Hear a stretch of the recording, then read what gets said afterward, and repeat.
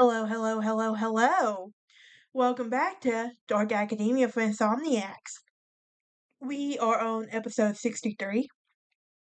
I will be honest with y'all, this is a pre-recorded episode because I am busy. I do have other projects going on now, so do have two other jobs. So, what can I say?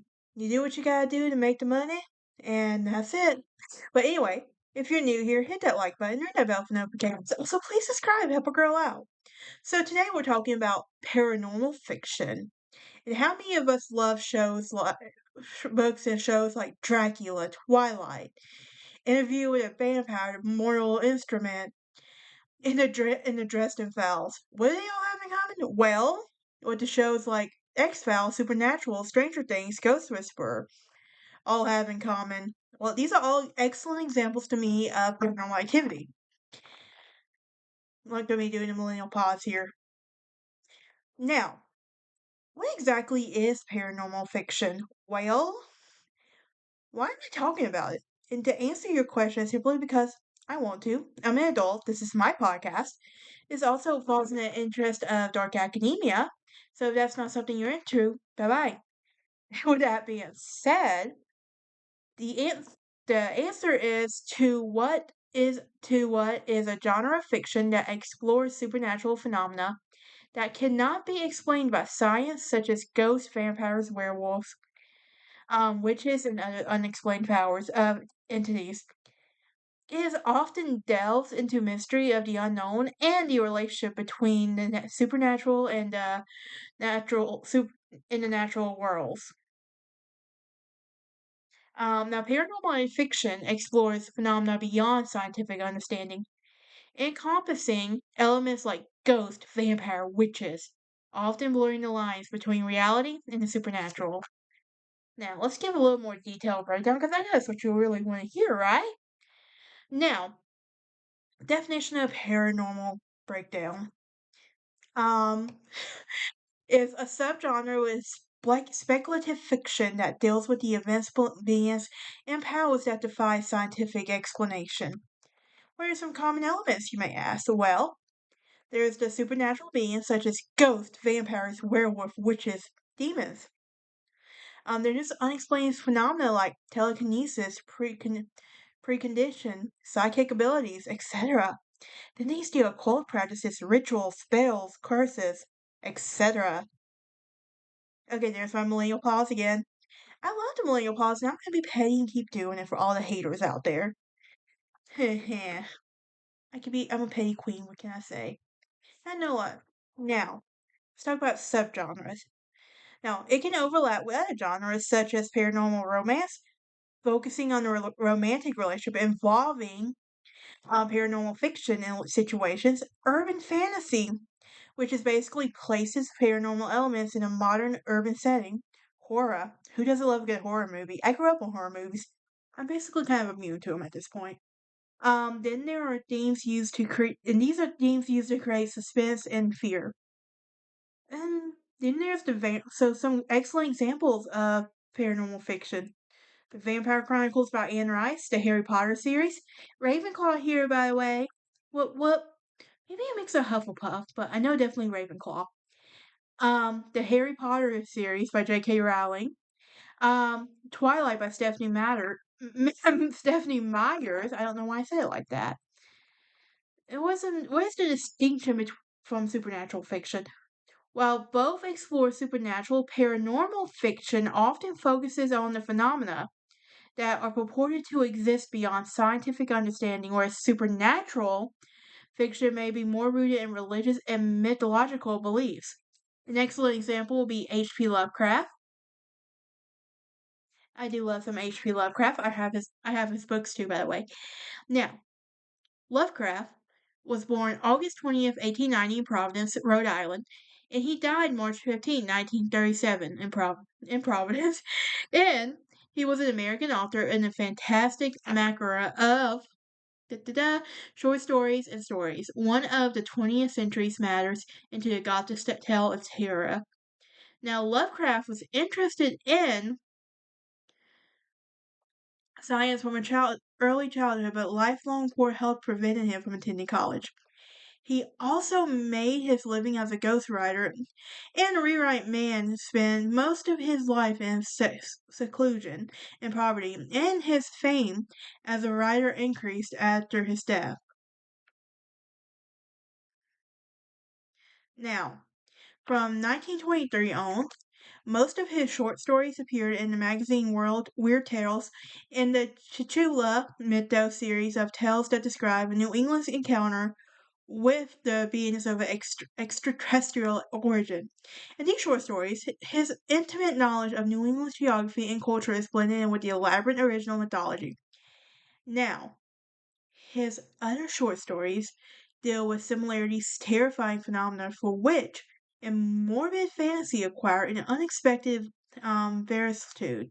Now, the case of Charles Dexter Ward was published in 1941, but wrote in 1927. But it was published posthumously. Also, At the Mountains of Madness, it was published in 1931, but wrote in 1930. It was wrote in 1931, published in 1936. Then there was the Shadow of Insommate that was wrote in 1931, published in 1936, are considered to be his best short novels. Now Lovecraft was a master of the poetic language in that he attained unusually high literacy standards in a particular fictional genre. Another great example would be Anne Rice. She was born, in one city I hope to go see one day, New Orleans, Louisiana, October 4th, 1949, and she died in Rancho Mirage, California, December 11th, 2021. I know, right? Now, she was an American author known for her novels about vampires and other supernatural creatures, and her notable books included Interview with a Vampire in 1976, which would launch into the best-selling Vampire Chronicles series ever. I would say so. Now, let's talk about her early life, shall we? She was christened Howard Allen O'Brien, but hated her first name so much that she changed it to Anne. I don't blame her, honestly. Um, and it was written in the first grade. Now, the city of New Orleans, with its elaborate cemeteries and voodoo heritage, was an ideal place to grow for amid the family of imaginative storytellings of Irish Catholics. Now, in 1956, her mom died of complications from alcoholism.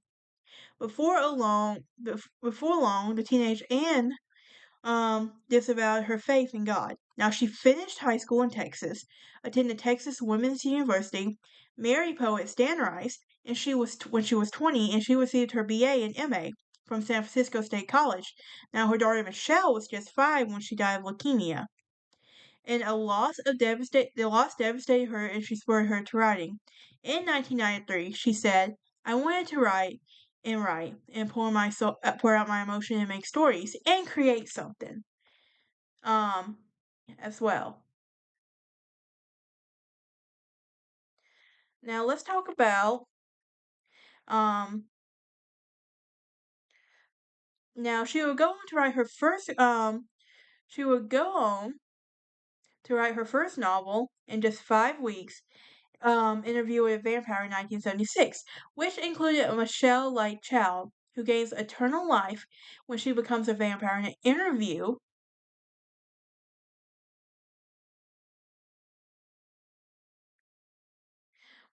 an interview was the first of her best-selling Vampire Chronicles, and other books in the series included *The Vampire Lestat in 1985, The Queen of Damned, The Tale of the Body Thief in 1992, Midnock Devil, The Vampire Ran, Merrick, and Blood and Gold, Blackwood Forum, Blood Chronicle, Prince Lestat in the Realm of Atlantis.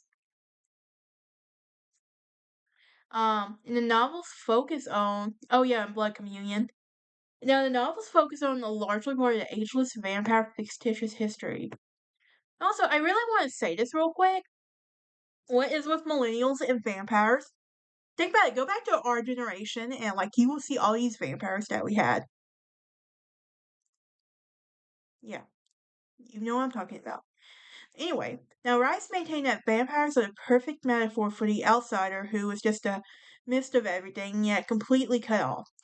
One of her singular innovations of this fantasy fiction was a synthetic treatment of the dysfunctional supernatural characters, flamboyant yet sensitive beings who debated the meaning of life, endured love and loneliness, and underwent moral conflicts.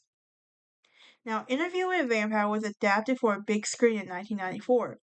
A TV series based on the novel debuted in 1922. In addition, the film Queen of the Dam was inspired by the book series. Now, there are also many erotic novels in the Mayfair Witches. And she also wrote a real life outside about real life outsiders in two historical novels, The Feast of All Saints, which was out published in 1971, and was a TV movie in 2001 about New Orleans 19th century Creoles of color and Cry to the Heavens in 1982 about an 18th century Venetian crusado. Now, eroticism distinguished the Sleeping Beauty um, series four stories and everything. And in 1988, she would move back to New Orleans to live in a Victorian mansion that became the setting for three novels in the Mayfair Witches tour. The Witching Hour, Lasher, and Taltos. And the book was inspired the TV series Mayfair Witches, which began airing in 2023. And she also wrote the new Tale of the Vampire series, which featured Pandora, the and Vittorio the vampire, in the latter of which Rice would describe her vampire answers to Romeo and Juliet.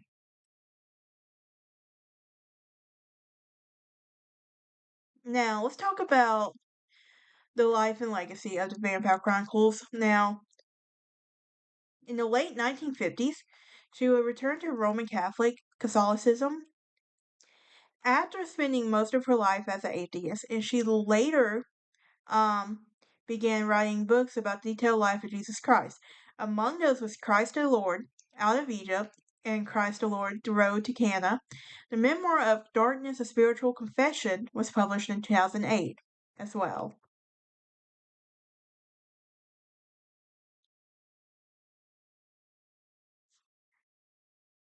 Also, her other works included standalone characters such as the Servant of the Bones, a Jenny, and all of that.